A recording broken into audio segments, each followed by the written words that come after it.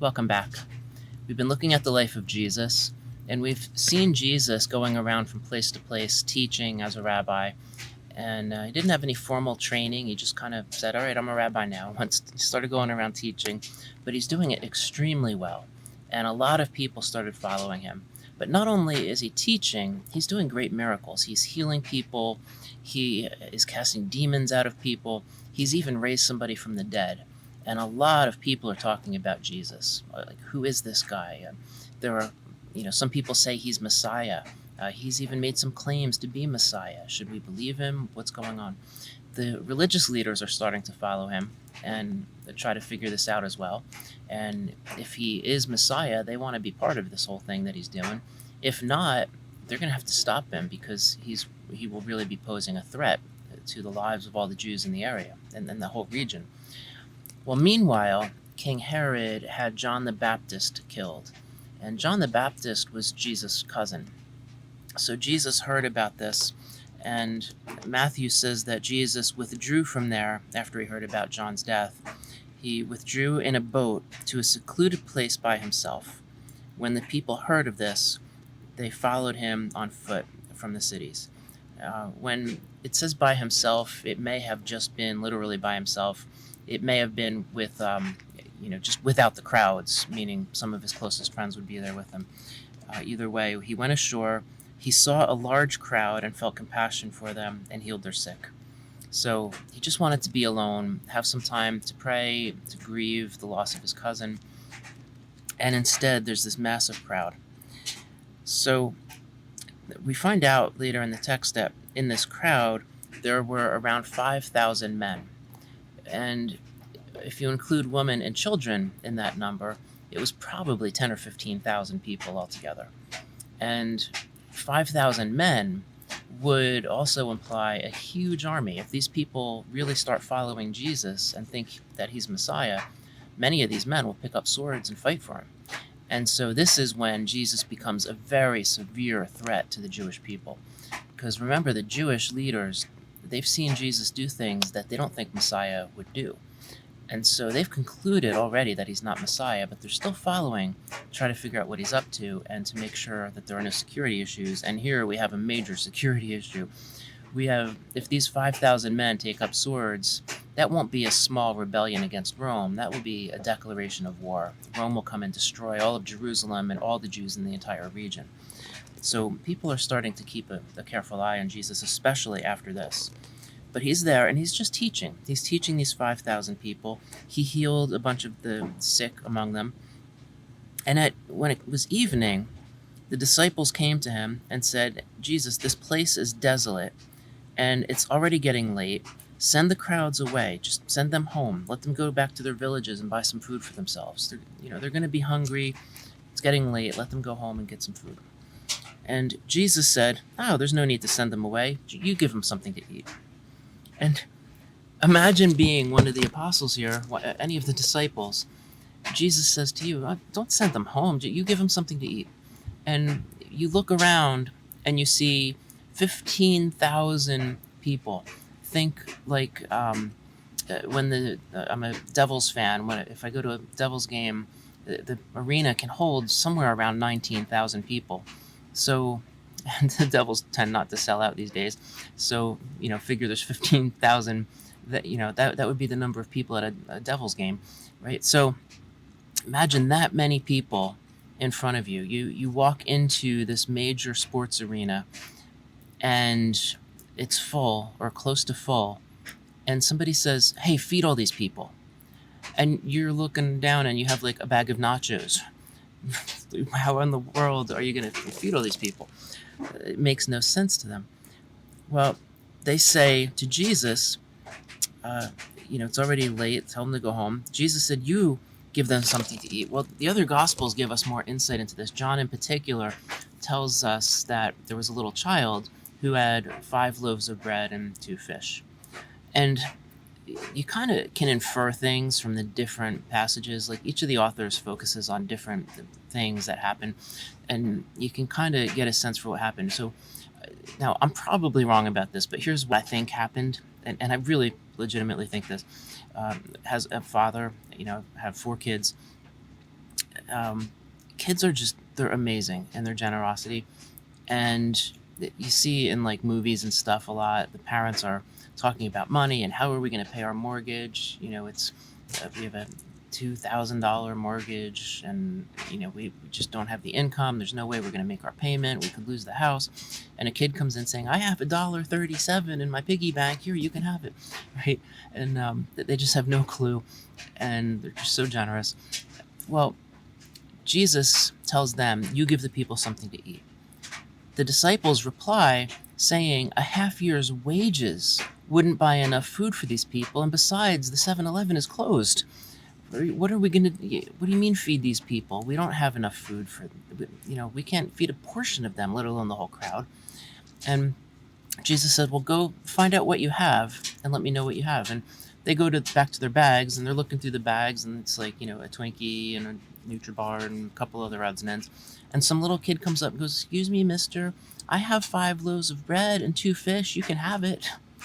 And they'll just kind of say, yeah, kid, thank you, and go sit down.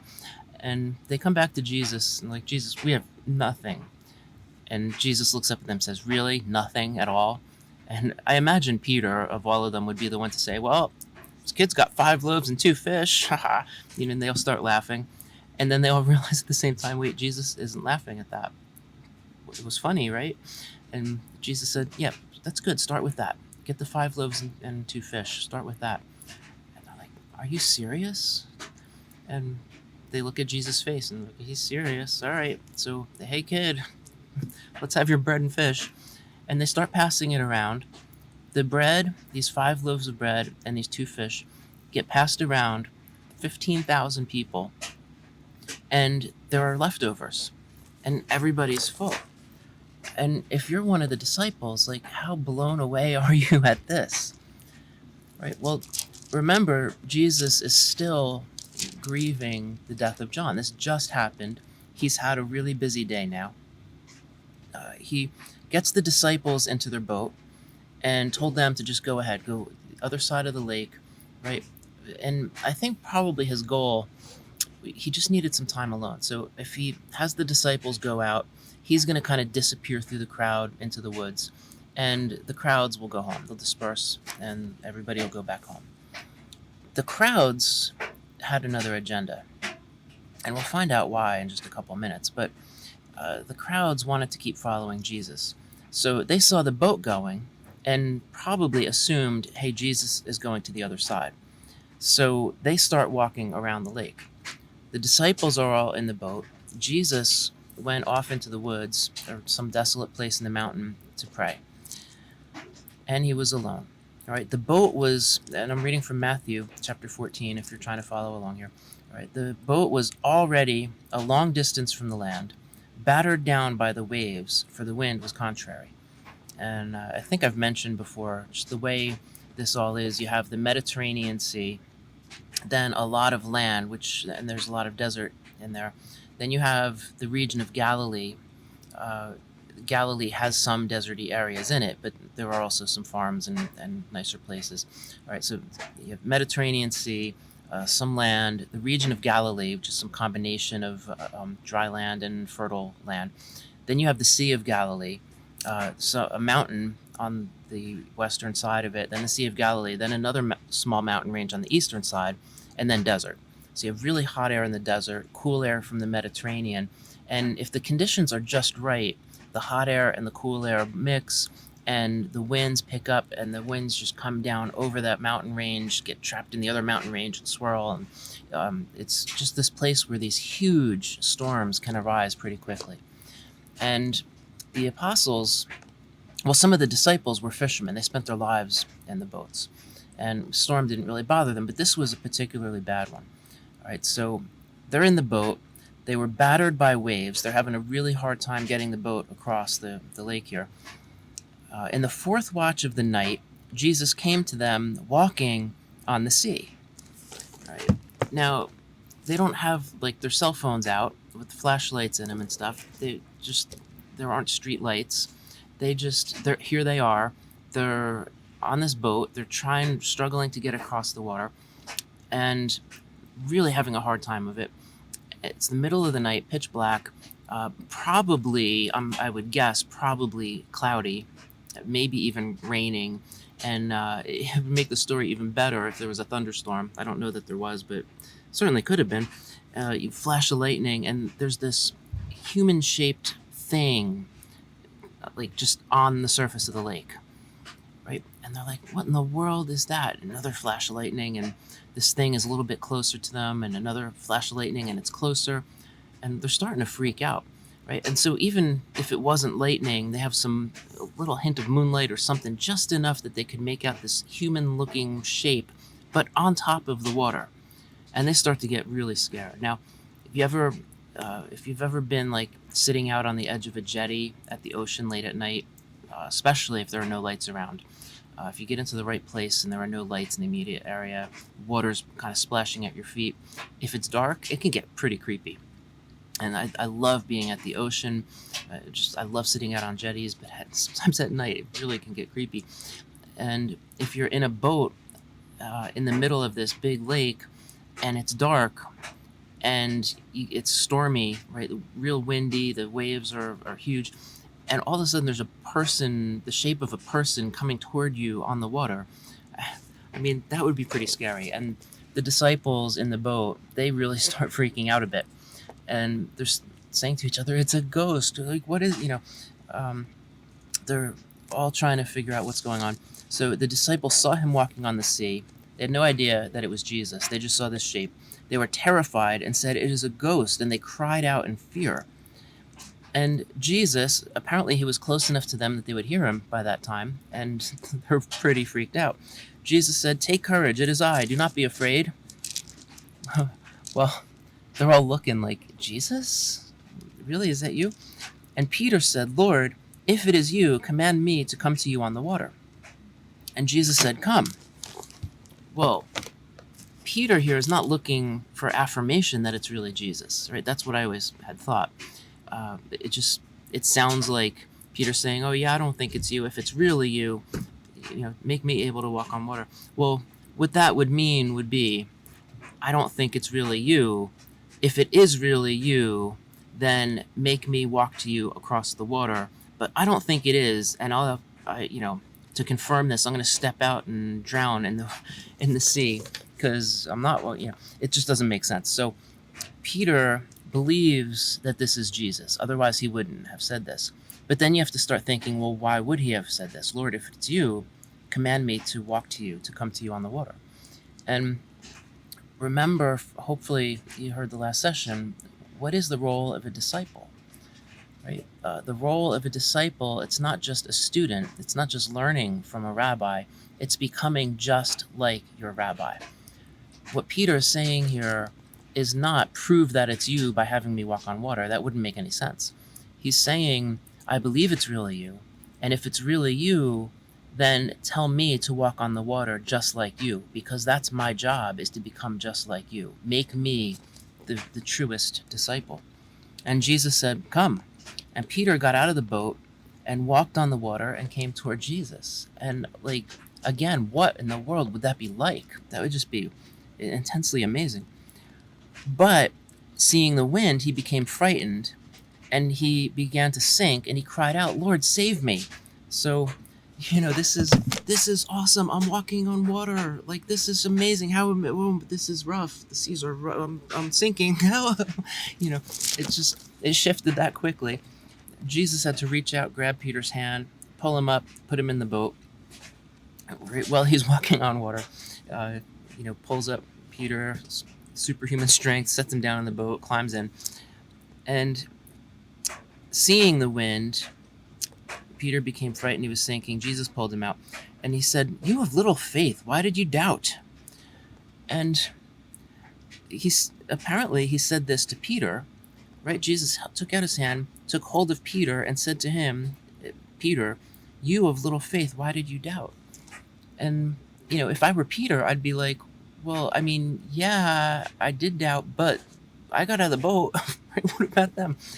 And those who were in the boat worshipped him, saying, "You are certainly God's son." So when Jesus and Peter got into the boat, there's a little note here. When Jesus and Peter got into the boat, the wind stopped. And when the wind stopped, they all said, "You are the Son of God." Um, well, I mean, that's a pretty intense story. Um, Jesus said, "You have little faith.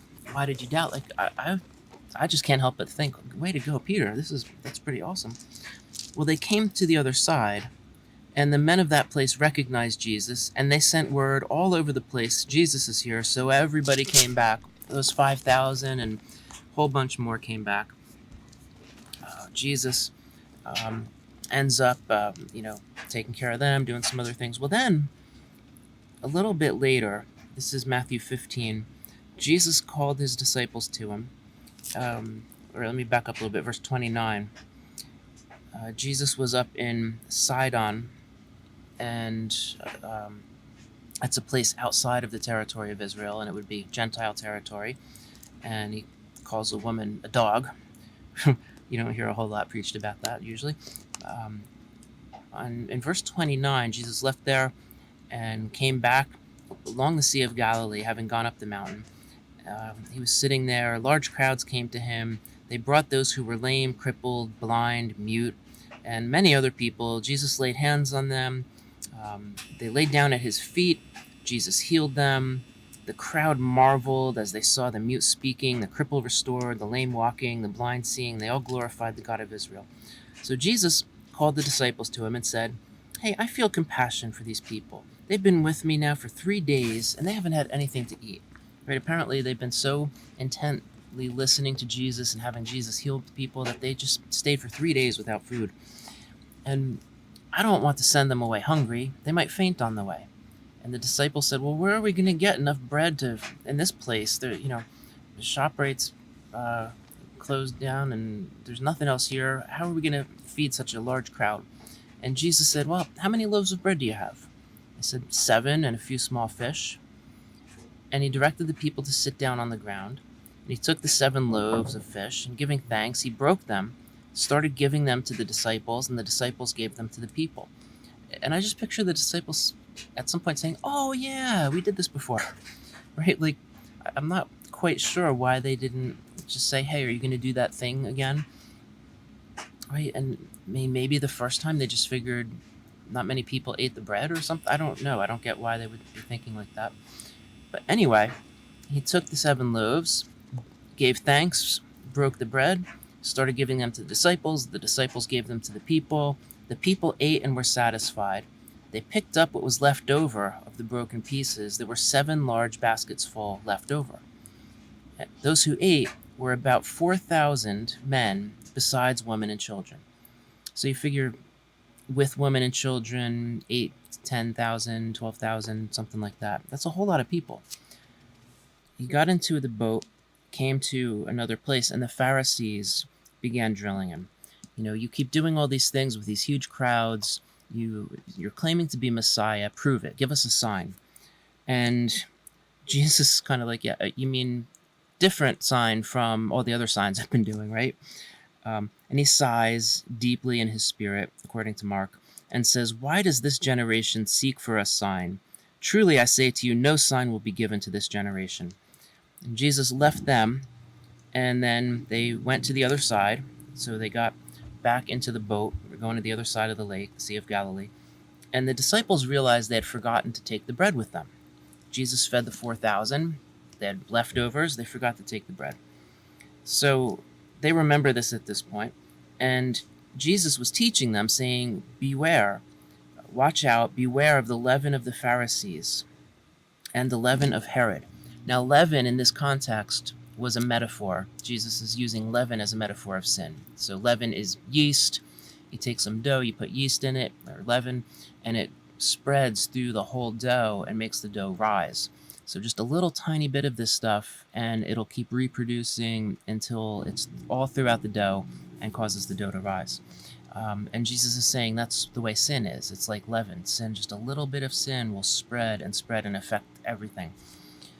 And so Jesus says this, "Beware the leaven of the Pharisees and the leaven of Herod." Well, leaven has to do with bread, and the disciples say, "Oh, we forgot to bring the bread." They began to discuss with one another the fact that they had no bread. And Jesus, aware of this, said to them, "Why do you discuss the fact that you have no bread? Don't you get it? Do you not yet see? Have you hardened your heart? Having eyes, do you not see? And ears, do you not hear? And when I broke the 5 loaves for the 5,000, how many baskets of bread did you have left? And they said, 12. And when I broke the 7 for the 4,000, how many large baskets full of broken pieces did you pick up? 7. And do you still not understand? And Jesus is saying, this is not about bread. Come on, people. Well, Jesus, at this point, he'll start facing more and more opposition from the Pharisees. He'll get more questions from the crowds. The crowds are following him like crazy. And the Pharisees, they need to stop this. And Jesus does a pretty good job himself trying to stop it.